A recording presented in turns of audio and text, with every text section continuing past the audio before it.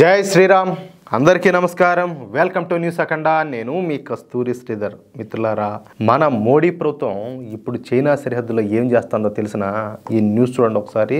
అద్భుతంగా ఉంటుంది, అట్నే మామూలుగా ఉండదు. భారత్ అదేవిధంగా చైనా సంబంధాలు ఎప్పుడు ఏ విధంగా ఉంటాయో ఎవరికి కూడా అర్థం కాదు. స్వాతంత్ర్యం వచ్చిన తర్వాత మొదట్లో మనకు చైనాకు మధ్య సంబంధాలు అయితే బాగానే ఉన్నాయి.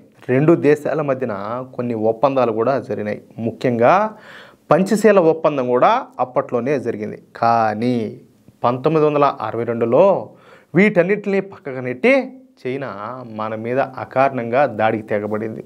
అప్పట్లో ప్రధాని ఎవరో తెలిసిన నెహ్రూ. చెప్పాలంటే వాళ్ళ అసమర్థత కూడా ఒక కారణం అన్నమాట. అసలు కారణం అనేదే లేకుండా ఈ చైనా మన మీద హఠాత్తుగా యుద్ధానికైతే సిద్ధపడింది. మన దేశంలోని 38,000 చదరపు కిలోమీటర్ల భూభాగాన్ని చైనా ఆక్రమించుకునింది. దానినే ఆక్సాయ్ చిన్ అని చెప్పి అంటారన్నమాట. ఆ తర్వాత మళ్ళీ చైనా భారత్ సంబంధాలు గాడిలో పడినాయి. అంటే చేసే కాడికి డ్యామేజ్ చేశారు, మళ్ళా కలుసుకున్నారు. చూడండి, మళ్ళీ 1967లో ఒక చిన్నపాటి ఘర్షణ అయితే ఏర్పడింది.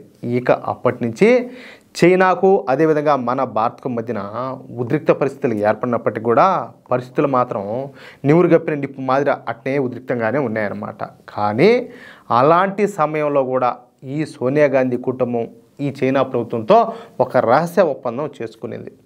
ఏం మాట్లాడాలి చూడండి మీరు. అదేదో మన దేశానికి సంబంధించిన ఒప్పందం మాత్రం కాదు.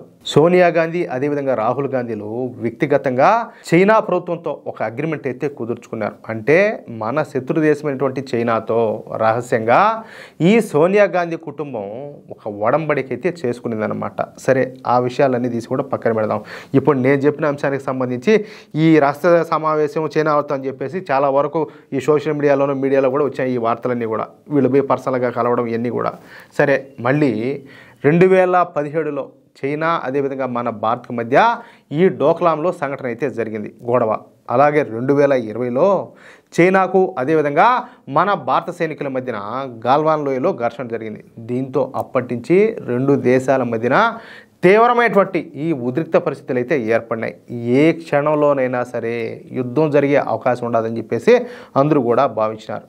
కానీ ఆ పరిస్థితుల్లో చెప్పాలంటే చైనానే కొంచెం భయపడింది. భారత్లో బలమైనటువంటి నాయకత్వం ఉండడంతో ఇక చైనానే 2 అడుగులు వెనక్కి వేసి భారత్తో రాజీ చేసుకోవడానికి ప్రయత్నం చేసింది. సరే, ప్రస్తుతం రెండు దేశాల మధ్యన పరిస్థితులు ప్రస్తుతానికి కాస్త కోస్తో స్థిరంగానే ఉన్నాయి. అందులోనూ ఈ మధ్య చైనా మన భారతదేశానికి స్నేహహస్తం కూడా అందించింది. అమెరికాకు వ్యతిరేకంగా ఈ చైనా మన దేశానికి సపోర్ట్ చేసింది. కానీ ఇది ఎంతవరకు చాలామందికి తెలియని విషయం ఏంటంటే ప్రస్తుతం చైనా పరిస్థితి అంత సరిగ్గా అయితే లేదు. భారత్ మీద అమెరికా పన్నులు వేసిందని చెప్పేసి అందరం అనుకుంటున్నాం. కానీ అమెరికా అసలు టార్గెట్ వచ్చేసి చైనానే. చైనాను దెబ్బ కొట్టడానికే అమెరికా అయితే పావులు కదుపుతుంది.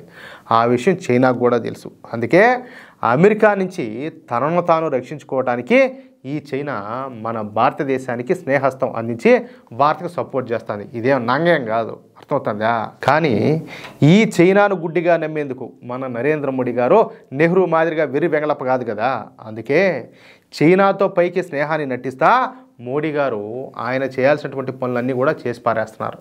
ముఖ్యంగా సరిహద్దుల మీద దృష్టి పెడుతున్నారు. గత 10 సంవత్సరాలలో సరిహద్దుల వద్ద 1,07,000 కోట్ల వ్యయంతో 9,924 కిలోమీటర్ల మేర హైవేలను అయితే నిర్మించారు. అంతేకాకుండా మరో 5,055 కిలోమీటర్ల మేర రహదారులు నిర్మాణంలో ఉన్నాయి. ఇవి కాక ఇప్పుడు కొత్తగా ఒక మెగా రైలు ప్రాజెక్టును నరేంద్ర మోడీ ప్రభుత్వం ప్రారంభించింది. చైనా, మయన్మార్, ఈ భూటాన్ ఈ సరిహద్దులన్నింటినీ కూడా కవర్ చేస్తా ఈ రైల్వే లైన్లను నిర్మించున్నారన్నమాట. మొత్తంగా 500 కిలోమీటర్ల మేర ఈ చైనా సరిహద్దులకు సమాంతరంగా ఈ రైల్వే లైన్ నిర్మాణం అయితే జరుగుతుంది. ఈ రైల్వే లైన్ల నిర్మాణానికి అక్షరాల 30,000 కోట్ల రూపాయలు ఖర్చు కానున్నది. ఈ ప్రాజెక్టులో బ్రిడ్జిలు, సొరంగాలు కూడా ఏర్పాటు చేయనున్నారన్నమాట. సరిహద్దుల్లోకి సైన్యాన్ని అదేవిధంగా ఆయుధాలను వేగంగా చేరవేయడంతో పాటు ఎమర్జెన్సీ సమయంలో వేగంగా సహాయక చర్యలు చేపట్టేందుకు ఈ రైల్వే ప్రాజెక్ట్ అయితే ఉపయోగపడనున్నది. ఇక్కడ మరో విషయం ఏంటంటే అత్యంత కష్టతరమైనటువంటి ఈ మెగా ప్రాజెక్టును కేవలం 4 సంవత్సరాల్లో నిర్మించాలని చెప్పేసి కేంద్ర ప్రభుత్వం టార్గెట్గా పెట్టుకోవడం ఇక్కడ విశేషం అన్నమాట. ఇవి కాక పాకిస్తాన్ సరిహద్దుల్లో 1450 కిలోమీటర్ల మేర కొత్త రోడ్లు, అదేవిధంగా డోక్లాం సమీపంలో రహదారులను అప్గ్రేడ్లు చేస్తున్నారన్నమాట. అంతేకాకుండా 1962 నుంచి ఉపయోగంలో లేనటువంటి ఈశాన్య రాష్ట్రాల సరిహద్దుల్లోనే అడ్వాన్స్డ్ ల్యాండింగ్ గ్రౌండ్స్ను కూడా భారత్ తిరిగి క్రియాశీలకంగా మారుస్తుంది.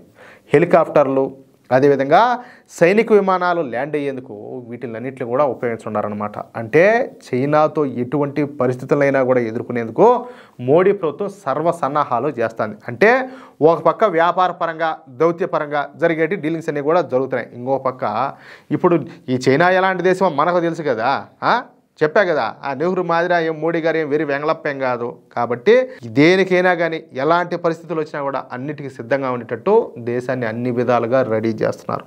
అది అప్పుడు ఈ నెహ్రూ హయాంలో కనీసం మన సైనికులు బార్డర్ చేరుకోవడానికి కానీ, కనీసం వాళ్లకు ఈ ఫుడ్ కానీ, అదేవిధంగా ఈ వెపన్స్ కానీ పంపించడానికి కూడా అప్పుడు సరైన మార్గం లేదు. ఆ విధంగా ఉన్నాయి పరిస్థితులు. అందుకే ఏ విధమైన లోటు లేకుండా నరేంద్ర మోడీ గారు సిస్టమ్ అంతా కూడా అంత చక్కగా సెట్ చేస్తున్నారు. అది విషయం. మిత్రులారా, ఈ న్యూస్ కనుక మీకు నచ్చినట్లయితే ఖచ్చితంగా ఈ న్యూస్ నలుగురికి షేర్ చేయండి. అలాగే ఈ వీడియో పైన మీ యొక్క అమూల్యమైనటువంటి అభిప్రాయాలను ఖచ్చితంగా కామెంట్ రూపంలో తెలియజేయండి. ఇంకో విషయం ఏంటంటే, ఇంతవరకు మీరు గనక మన ఛానల్ను సబ్స్క్రైబ్ చేసుకున్నట్లయితే ప్రతి ఒక్కరు కూడా మన ఛానల్ను సబ్స్క్రైబ్ చేసుకోండి, సపోర్ట్ చేయండి ప్లీజ్. జై శ్రీరామ్, జై హింద్.